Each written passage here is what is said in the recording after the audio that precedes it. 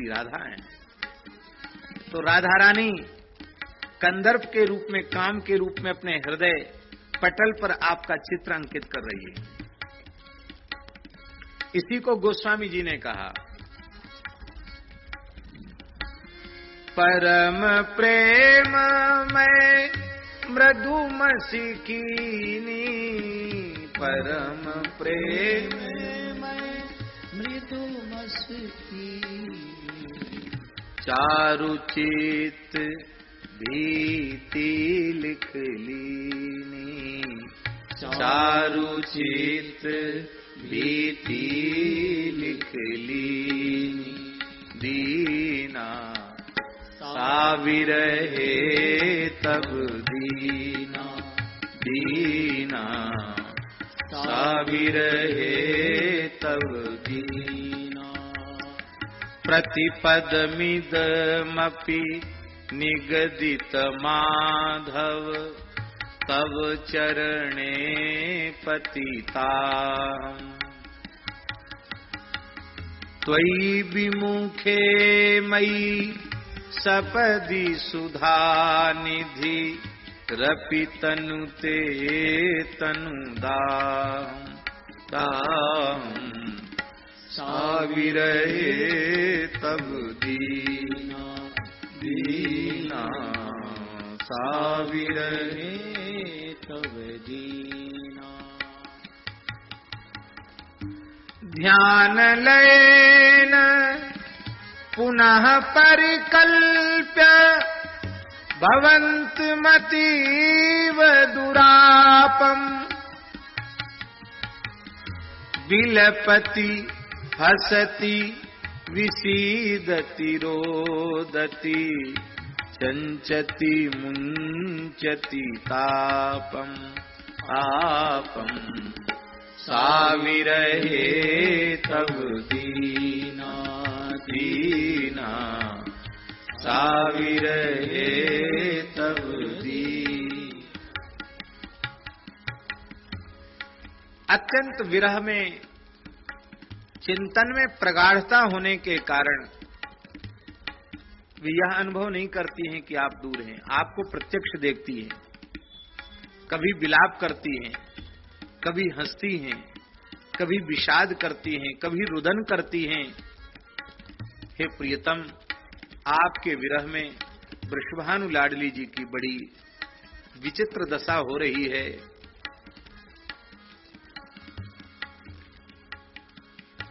आपके नामरूप गुणलीला का चिंतन करके ही वे जैसे तैसे अपने प्राणों को धारण किए हुए हैं। श्री जयदेव भणितमिदमधिकम्, यदि मनसा नटनीयम्, हरि बिरहाकुल बल्लव युवती, सखी बचनम पठनीयम्,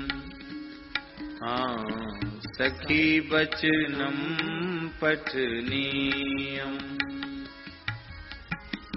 साविरहे तब दीना, दीना साविरहे तब। यदि तुम अपने अंतःकरण को शुद्ध करना चाहते हो, प्रेम रस से परिपूरित करना चाहते हो, तो सखी जो श्री राधा रानी की प्रेम वैचित्री का वर्णन कर रही हैं, हे रसिको, उस प्रेम वैचित्री का बारंबार अनुसंधान करो।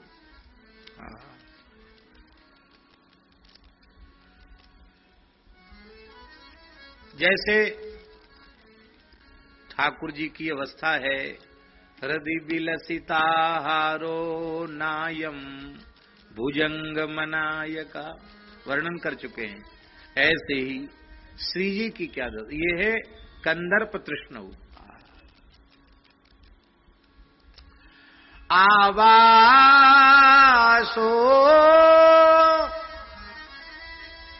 विपिनायते प्रिय सखी, मालापि जालायते, तापोपि श्वसितेन दाव दहन ज्वाला कलापायते सापित्वद विरहेण हंत हरिणी रूपायते हा कथम कंदर्पोपि यमायते विरचयन शार्दूल विक्रीडितम् कंदर्पोपि यमायते विरचयन शार्दूल विक्रीडितम्।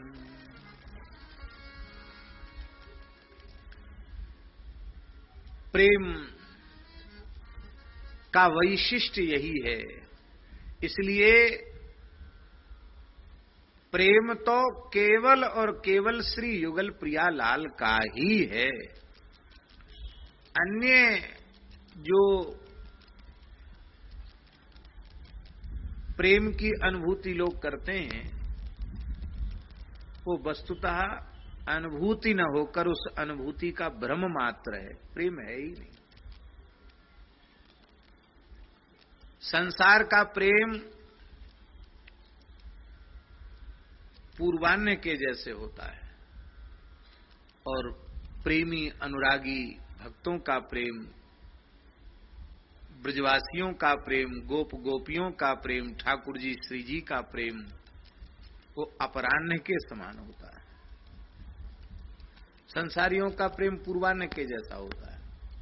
सूर्योदय हुआ, सूर्य के सामने खड़े हुए तो अपनी छाया बहुत लंबी दिखाई पड़ेगी और सूर्य नारायण जैसे जैसे ऊपर चढ़ने लगे कि छाया कम होती चली जाएगी। मध्याह्न काल में तो अपनी छाया पैर के तलों के नीचे सिमट कर रह जाएगी। आरंभ गुरवी क्षयिता क्रमेण, आरंभ में खूब प्रेम, फिर कम होते होते होते होते जय सिया राम। और अपराह्न में शुरू में तो कम छाया रहती है और सूर्य ज्यों-ज्यों अस्ताचल को जाते हैं त्यों-त्यों छाया बढ़ती चली जाती, उसका बढ़ते बढ़ते अंत होता है, घटती तो है ही नहीं। यही प्रेम का स्वरूप है, प्रतिक्षण वर्धमान प्रेम का स्वरूप है। और यह प्रतिक्षण वर्धमानत्व युगल प्रियालाल के प्रेम में क्यों है? बोले इसलिए है कि हर दर्शन प्रथम दर्शन है, हर मिलन प्रथम मिलन है, हर चर्चा प्रथम चर्चा है। ये स्थिति पहले पहले मिले बहुत प्रेम है और फिर बार बार मिलने लग गए, अरे ये तो घर की है कोई बात नहीं, फिर प्रेम घट गया।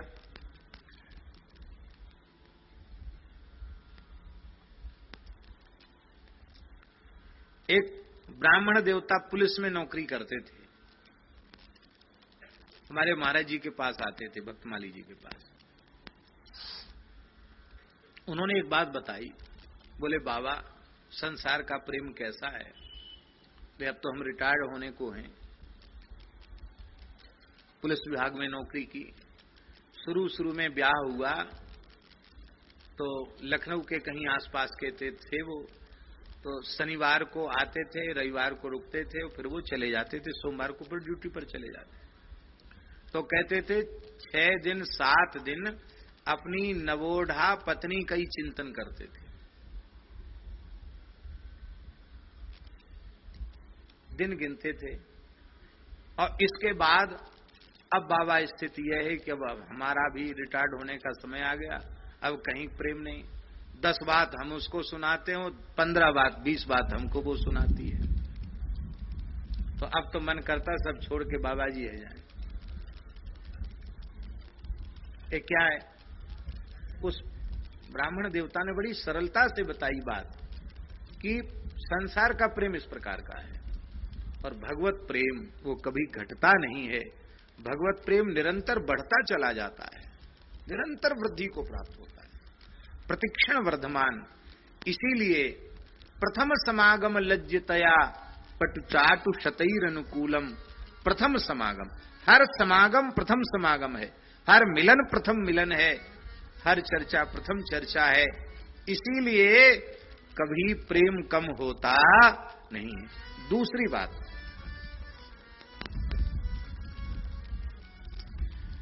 शरीर संसार निरंतर बदलने वाले हैं। 10 वर्ष पहले ये शरीर जैसा आपने देखा वैसा अब नहीं है, और अब जो दिख रहा है वो 10 वर्ष बाद नहीं दिखेगा।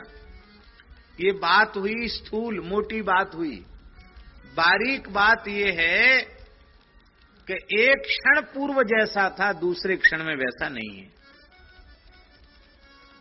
परिवर्तन की गति इतनी सूक्ष्म है कि हम उसकी अनुभूति नहीं कर पाते, हर क्षण बदल रहा है।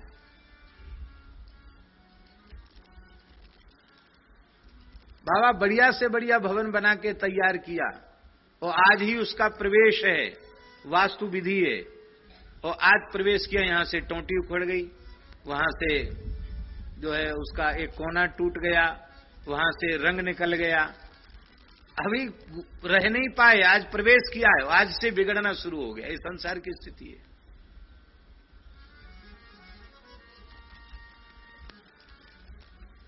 संसार में जो रूप दिखाई पड़ता है वो रूप है ही नहीं, वो तो मलमूत्र का भांड मात्र है, रूप नाम की वस्तु है नहीं। मलमूत्र को ही दुर्भाग्य से विषयी भोगी जीवों ने, पामर जीवों ने मलमूत्र को ही रूप मान रखा है, रूप है ही नहीं। चाहे जितने सुंदर हो, 10-5 बार पेट झर जाए, ऐसे हो गया। मुंह सूख गया, आंख भीतर को घुस गई, दांत बाहर को निकल आए, क्या हुआ? अरे बहुत लूज मोशन हो गया। ले सर, इसका मतलब क्या है? वो चमक दमक तुम्हारी नहीं थी, मलमूत्र की चमक दमक थी। चमक दमक है ही नहीं। क्या है रूप? मलमूत्र के अतिरिक्त रूप नाम की कोई वस्तु नहीं है। हमारे संतों ने तो कहा है, लोग दृष्टि पर बिक जाते हैं, बोले संसार की आंख क्या है? अत्युज्ज्वलम यत् कलुषम बसाया, बसा नाम के तत्व का विकार है। आंख दांत क्या है? बोले हम तो हंसी पर न्योछावर हो गए। ये हंसी क्या है? हासोस्थि संदर्शनम, हासोस्थि संदर्शनमक्ष युग्मम अत्युज्ज्वलम यत् कलुषम बसाया। हास क्या है? हड्डियों का दिखाना ही हास है। हड्डी के अलावा और ये है क्या?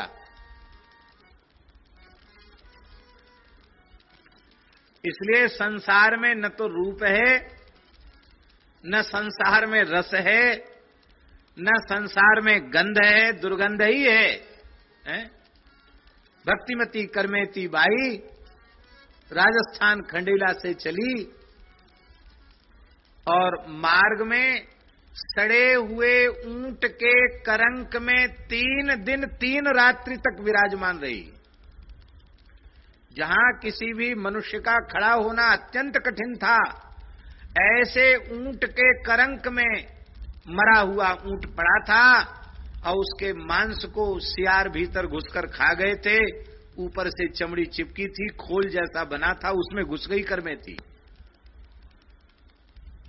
जब वृंदावन पहुंची गंगा स्नान पूर्वक, तो महापुरुषों ने, संतों ने पूछा करमेती बाई से कि करमेती जी, हमने सुना कि आप अपने को बचाने के लिए संसार से 3 दिन तक ऊंट के करंक में रही,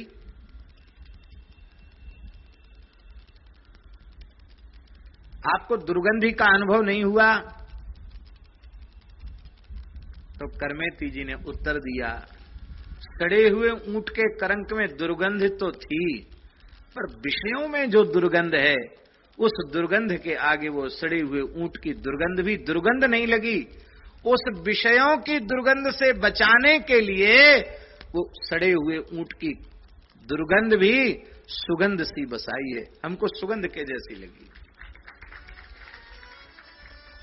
दूसरी बात यह है, युगल प्रिया लाल के श्रीअंग का स्पर्श करके जो सुरभित वायु आ रही है, उस वायु का आग्राण ये नासिका कर चुकी है। इसलिए युगल प्रिया लाल के श्रीअंग की दिव्य सुगंध का अनुभव करने के कारण वो दुर्गंध का भान हमको नहीं हुआ, उस दुर्गंध का बोध हमको नहीं हुआ।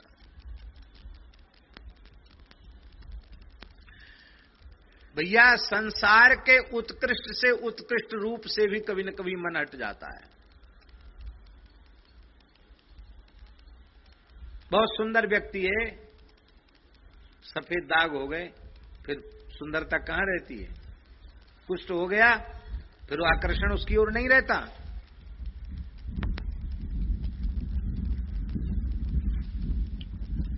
रस भी विरस हो जाता है, गंध भी अच्छी नहीं लगती है। डॉक्टर लोग जानते हैं किसी किसी को तो सुगंध से भी एलर्जिक हो जाती है, वो खुशबू सहन ही नहीं कर सकता। चाहे जितना बढ़िया कोई गवैया हो, बजवैया हो, बहुत बढ़िया गा रहा है एकदम ताल स्वर से, आप सुनने पर कब तक सुनोगे? जब शास्त्रीय संगीत सम्मेलन होता है तो कलाकारों का उत्साह वर्धन करने के लिए बैठना पड़ता है। एक समय तो बहुत अच्छा लगता है उनका, वाह क्या बढ़िया गा रहे हैं, लेकिन जब अतिकाल होने लग जाता है तो कुछ तो वहीं लौट के सो जाते हैं, और कुछ लोग तजहु आस निज निज गृह जाऊ, अब ये तो रात पूरी खराब करेंगी, अपने चलो। वो गाने बजाने वाले कम कलाकार ने, बड़े गवैया बड़े बजवैया हैं, लेकिन कब तक सुनोगे भाई? वो शब्द से भी मन भर जाएगा। संसार का स्पर्श भी कभी अच्छा नहीं लगेगा। अरे स्पर्श कितना सुखद होता है, वही चेतना बाहर निकल जाती है तो मृत देह के स्पर्श करने में भी संकोच होता है। भार्या बिभ्यति तस्मिन काये, गतिवति वायौ देहा पाए, भार्या बिभ्यति तस्मिन काये।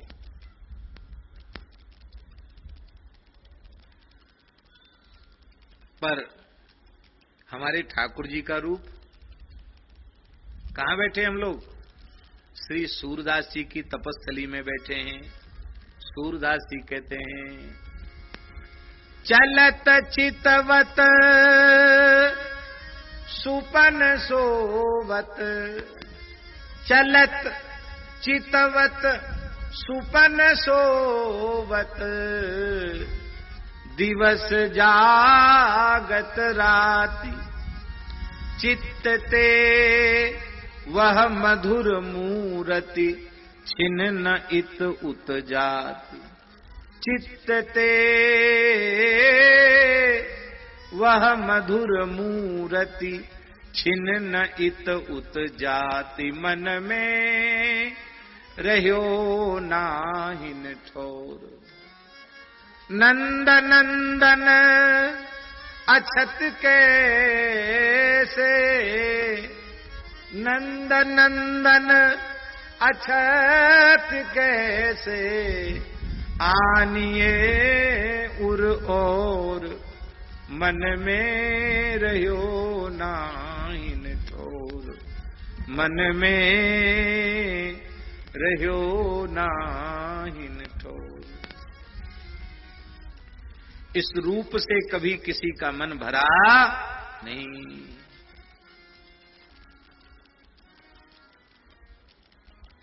जितना देखते चले जाओ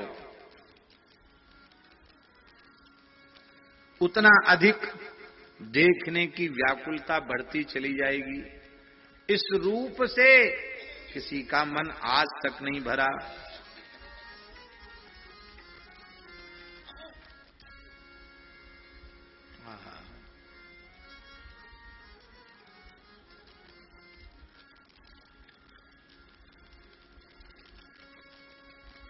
जिन लोगों को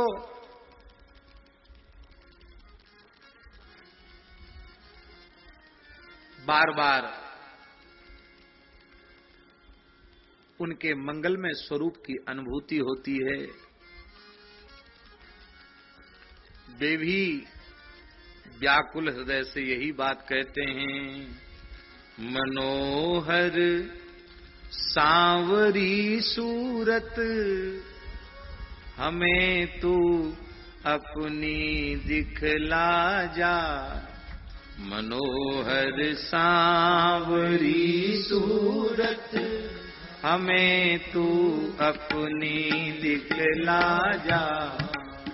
मनोहर सांवरी सूरत हमें तू अपनी दिखला जा। मनोहर सांवरी सूरत हमें तू अपनी दिखला जा। न बिगड़ेगा तेरा कुछ भी, जरा तू सामने आ जा। न बिगड़ेगा तेरा कुछ भी, जरा तू सामने आ जा। जरा तू सामने आ जा। जरा तू सामने आ जा। मनोहर सांवरी सूरत हमें तू अपनी दिखला जा। मनोहर सांवरी सूरत हमें तू अपनी दिखला जा।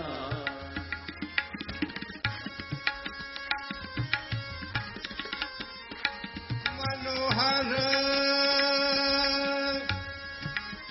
सांवरी सूरत हे काना रे। मनोहर सांवरी सूरत हवे तू दिखला जा। मनोहर सांवरी सूरत हमें तू अपनी दिखला जा। करोगे हमसे निष्ठुरता तो हिम्मत हार जाएगी।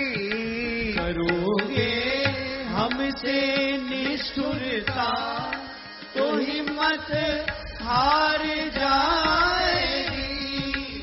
खुशामद कब से करता हूँ कन्हैया तू रहीम खाजा। खुशामद कब से करता हूँ कन्हैया तू रहम खाजा। कन्हैया तू रहम खाजा। कन्हैया तू रहीम खाजा। मनोहर सांवरी सूरत हमें तू अपनी दिखला जा। मनोहर सांवरी सूरत हमें तू अपनी दिखला जा।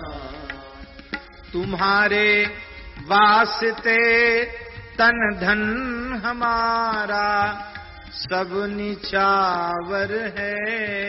तुम्हारे वास्ते तन हमारा सब निछावर है।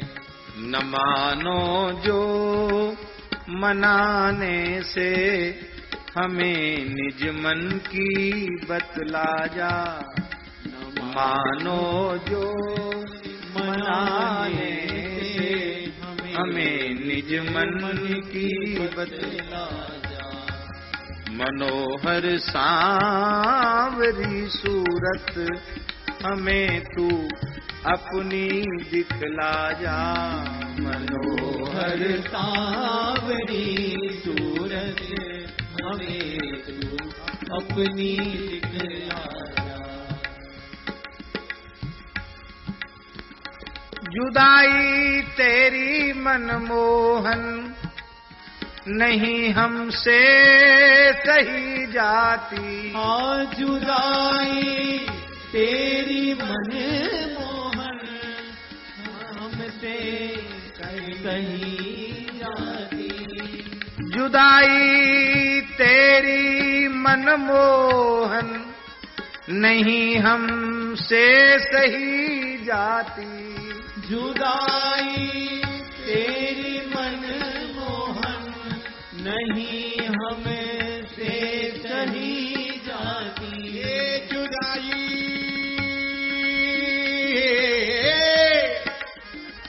हे मनमोहन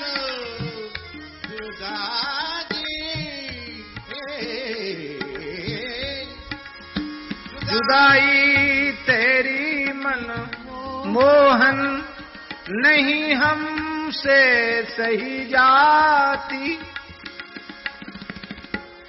बहुत घबरा रहा है जी, तसल्ली हमको दिलवा जा। बहुत घबरा रहा है जी, तसल्ली हमको दिलवा जा। मनोहर सांवरी सूरत हमें तू अपनी दिखला जा। मनोहर सांवरी सूरत हमें तू अपनी दिखला जा।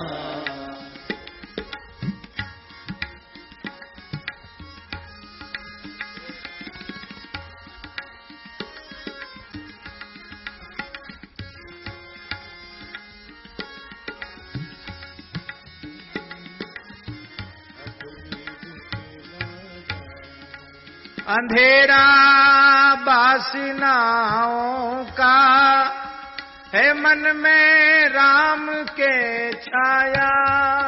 अंधेरा वासनाओं का है मन में राम के छाया। जो सूझे प्रेम पथ तेरा तू उसके भेद समझा जा। जो सूझे प्रेम पथ तेरा तू उसके भेद समझा जा। मनोहर सांवरी सूरत हमें तू अपनी दिखला जा। मनोहर सांवरी सूरत हमें तू अपनी दिखला जा। न बिगड़ेगा तेरा कुछ भी, जरा तू सामने आ जा। न बिगड़ेगा तेरा कुछ भी, जरा तू सामने आ जा। जरा तू सामने आ जा। जरा तू सामने आ जा। ये इन संत का जिनका पद हमने सुना है ना, इनका दर्शन आप लोगों में से बहुत से लोगों ने किया होगा। श्री हरे राम बाबा हमारे महाराज जी के संग लगभग 50 वर्ष तक रहे। विलक्षण संत, यहां बाबा के पास भी खूब आते थे। गिरिराज जी रहते तो बाबा के पास भी खूब आते। बहुत लंबे समय तक विराजे और भगवान का प्रत्यक्ष अनुभव उनको कई बार हुआ था। बड़े अद्भुत संत थे। उन्हीं के कुछ पदों को महाराज जी ने प्रकाशित किए, उन्हीं की वाणी है।